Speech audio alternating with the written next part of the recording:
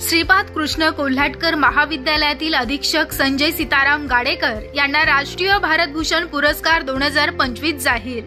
Global foundation नवी Delhi doctor B R. Ambedkar Bharat Bhushan सन्मान राष्ट्रीय पुरस्कार 2025 जाहीर करण्यात आले असून भारतातील विविध राज्याच्या विविध क्षेत्रातील कार्य करणाऱ्यांना त्यांना प्रोत्साहन देण्यासाठी पुरस्कार देण्यात येतो।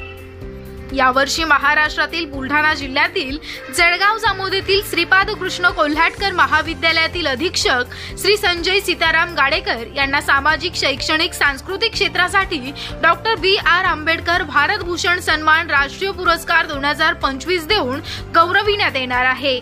दिनांक 9 मार्च 2025 ला नवी दिल्लीच्या महाराष्ट्र सदनात आयोजित करण्यात येत असलेल्या सन्मान सोहळ्यात राष्ट्रीय महिला आयोगाच्या अध्यक्षा माननीय श्रीमती विजयाताई रहाटकर यांच्या उपस्थित तसेच प्रमुख अतिथी केंद्रीय सामाजिक न्याय राज्यमंत्री नामदार रामदासजी आठवले, केंद्रीय राज्यमंत्री नामदार मुरलीधर मोहोळ यांच्या उपस्थित सन्मान पत्र, स्मृतिचिन्ह देऊन पुरस्कार प्रदान करण्यात येणार आहे।